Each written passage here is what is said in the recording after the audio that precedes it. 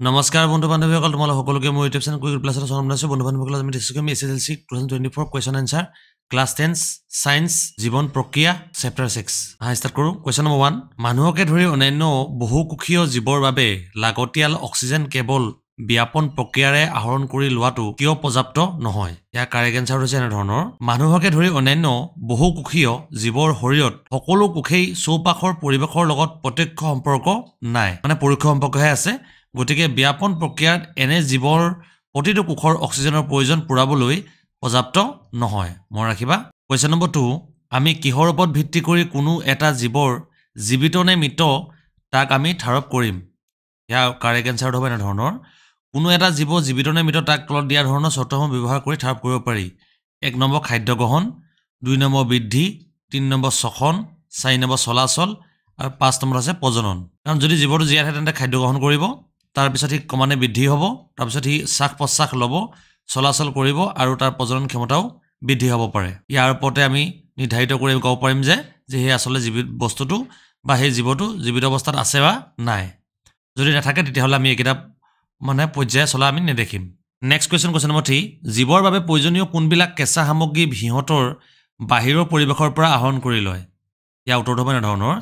জীৱ দেহৰ বৃদ্ধি আৰু বিকাশৰ বাবে কিছুমান কেঁচা সামগ্ৰী বহি পৰিৱেশৰ পৰা আহৰণ কৰে যিহেতু পৃথিৱীত বসবাস কৰা জীৱবিলাক কাৰ্বন সংযুক্তি অণুৰ ওপৰত নিৰ্ভৰশীল হেয়েহে হৰখিনি খাদ্য উৎস হ'ল কাৰ্বন ভিত্তিক মন ৰাখিবা নেক্সট কোৱেশ্চন নম্বৰ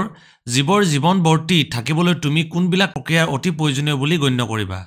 ইয়াৰ কাৰেক্ট আনসাৰ হ'ব এনে ধৰণৰ অতি প্ৰয়োজনীয় জীৱন প্ৰক্ৰিয়াটো হ'ল পৰিপুষ্টি শ্বসন পৰিবহন আৰু ৰেচন মন ৰাখিবা ইউ ইম্পৰ্টেন্ট হয় এক্সামৰ কাৰণে নেক্সট কোৱেশ্চন নম্বৰ 5 প্ৰশ্নাৱলী স্বপোষিত পুষ্টি আৰু পৰোপোষিত পুষ্টিৰ মাজত পাৰ্থক্য কি কি ইয়াৰ কাৰেক্ট আনসাৰ হ'ব এনে ধৰণৰ স্বপোষিত পুষ্টিত জীৱই বাহিৰৰ পৰিৱেশৰ পৰা কেঁচা সামগ্ৰী আহৰণ কৰি নিজৰ খাদ্য প্ৰস্তুত কৰি লয় আৰু এটা আছে পৰোপোষিত পুষ্টিত জীৱই এটা খাদ্যৰ বাবে আন এটা জীৱৰ ওপৰত নিৰ্ভৰ কৰিবলগীয়া হয় কোৱেশ্চন নম্বৰ 6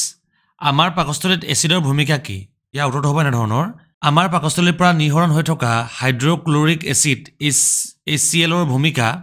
1 নম্বৰ পাকস্থলীত HCl এ আম্লিক মাধ্যমেৰে সৃষ্টি কৰি প্ৰটিন বিশ্লেষী উৎক্ষেপক পেপচিন ক্ৰিয়াৰ সহায় কৰে আৰু নম্বৰ 2 আছে HCl এ খাদ্যত থকা বেক্টেৰিয়া ধ্বংস কৰে মন ৰাখিবা নেক্সট কোৱেশ্চন নম্বৰ 7 পাচক উৎক্ষেপকৰ কাৰ্য কি ইয়াৰ কাৰ্য হয় এনে ধৰণৰ পাচক ৰসত থকা উৎক্ষেপক খাদ্যই খাদ্য পাচনত সহায় কৰে পাচক ৰসৰ সহায়ত জটিল আৰু শোষণ অযোগ্য খাদ্য উপাদানসমূহ সৰল আৰু শোষণযোগ্য অৱস্থালৈ ৰূপান্তৰিত কৰা হয় যিবোৰ জটিল খাদ্য আছে এই কমপ্লেক্সিটি যিবোৰ খাদ্য হে খাদ্যবোৰক জটিল প্ৰক্ৰিয়াৰ পৰা কমানেই একদম ক্ষুদ্ৰ কণালৈ পৰিণত কৰি আৰু সহজ সৰল কৰি তাক শোষণ কৰিবলৈ পৰা ক্ষমতালৈ নিৰ্ধাৰণ কৰা হয় কোৱেশ্চন নম্বৰ 8 শোষণ হ'ব পৰাকৈ ক্ষুদ্ৰান্তৰ খাদ্য কেনেকৈ পাচন হয় উত্তৰ হ'ব এনে ধৰণৰ সম্পূৰ্ণ পাচিত হোৱা খাদ্যৰ ক্ষুদ্ৰান্তৰবোৰে শোষণ কৰি লয় ক্ষুদ্ৰান্তৰ বেৰত কিছুমান আঙুলি সদৃশ প্ৰৱৰ্ধক থাকে যাক ভিলাই বোলে ভিলাইবোৰে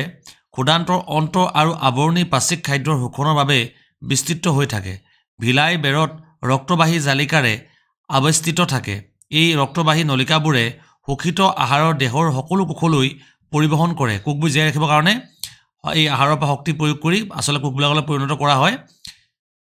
কোনো ইয়াৰ পৰা শক্তি আহৰণ কৰি কলা গঠন কৰে আৰু পুৰণা কলাবোৰ মেৰামতি কৰে কোৱেশ্চন নম্বৰ 9 শ্বাস প্ৰশ্বাসত অক্সিজেনৰ আহৰণ কৰিবৰ বাবে স্থলচৰ জীৱতকৈ জলচৰ জীৱসমূহ অসুবিধা কি ইয়াৰ উত্তৰ হ'ব এনে ধৰণৰ শ্বসনৰ বাবে অক্সিজেনৰ আহৰণৰ ক্ষেত্ৰত স্থলচৰ জীৱৰ এটা জলচৰ জীৱতকৈ সুবিধা এয়ে যে বায়ুমণ্ডলত থকা অক্সিজেনৰ পৰিমাণ পানীৰ দ্ৰৱীভূত অৱস্থাত থকা অক্সিজেনতকৈ বহুত বেছি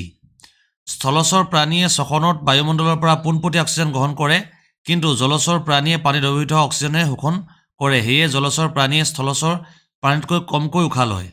মন ৰাখিবা আজিৰ লাষ্ট কোৱেশ্চন নম্বৰ 10 মানুহৰ দেহত অক্সিজেন আৰু কাৰ্বন ডাই অক্সাইডৰ কেনেকৈ পৰিবহন হয় ইয়াৰ উত্তৰ হ'ব এনে ধৰণৰ মানুহৰ দেহত অক্সিজেন আৰু কাৰ্বন ডাই অক্সাইড পৰিবহনত তেজৰ দ্বাৰা সংগঠিত হয় তেজত লোহিত ৰক্ত কণিকাৰ থকা শ্বাসৰঞ্জক হিমোগ্লোবিন অক্সিজেন কঢ়িয়ায় আনহাতে পানীত বেছি পৰিমাণে দ্ৰৱীভূত হোৱাৰ গুণত কাৰ্বন ডাই অক্সাইড তেজৰ দ্ৰৱীভূত অৱস্থাতে পৰিবাহিত হয় মন ৰাখিবা তোমালোকে ভিডিঅ' চাই ভাল পাইছে তেন্তে লাইক সাবস্ক্ৰাইব আৰু ফলো কৰিবলৈ নাপাহৰিবা বন্ধু বান্ধৱীৰ মাজত ভিডিঅ'টো শ্বেয়াৰ কৰি ভিডিঅ'টো সবে ধন্যবাদ